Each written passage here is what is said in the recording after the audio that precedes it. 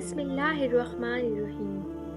کبھی کبھی انسان بہت بے بس ہو جاتا ہے، چاہ کر بھی اسے خاموش رہنا پڑتا ہے۔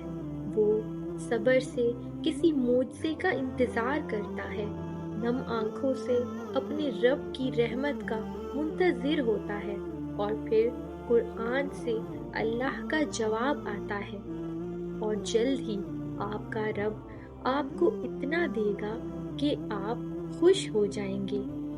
اللہ نے تمہیں پریشان دیکھا ہے، اللہ نے تمہیں خاموشی سے بکھرتے دیکھا ہے، تمہارے آنسو، تمہارے درد کو جانتا ہے وہ، تمہاری روح کو کمزور پڑتے، تمہارے دل کو ٹوٹتے ہوئے دیکھا ہے، تمہارے ذہن کی نسوں کو پھٹتے دیکھا ہے۔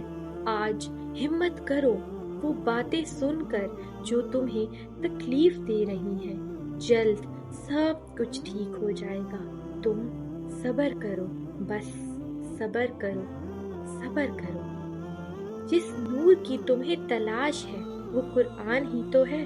خدا اپنے نور سے جس کو چاہتا ہے سیدھی راہ دکھاتا ہے۔ وہ مقام جہاں ہر قصہ، ہر شے اپنی منزل پا لیتی ہے۔ تمہیں کیا لگتا ہے تم تو مانگ بھی سکو، اگر وہ توفیق نہ دے؟ وہ تمہیں آزمائے گا، وہ تمہیں اس کا بہترین اجر بھی دے گا۔ بس کبھی غلط گمان نہ رکھنا، دیر کا مطلب انکار نہیں ہوتا، بلکہ انتظار ہوتا ہے بہترین وقت کا۔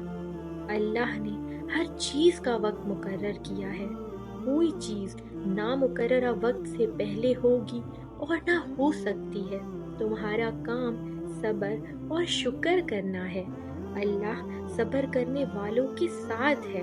ایک روزے دار کی طرح صبر کرو۔ جب وہ کسی دسترخوان پہ بیٹھا ہوتا ہے، مشروبات، لوازمات، کئی قسم کے کھانے اس کے سامنے پڑے ہوتے ہیں، اور وہ صبر کرتا ہے اذان کا اور اپنے رب کے اذن کا، وہ اللہ ہے، وہ سب کر دے گا، اور پھر تمہارا دل راضی ہو جائے گا۔ جب اللہ نے سورہ آل عمران میں فرما دیا ہے کہ دعا پہاڑوں کو بھی ان کی جگہ سے سرکا سکتی ہے، تو قبولیت کا شک تو نہیں بنتا۔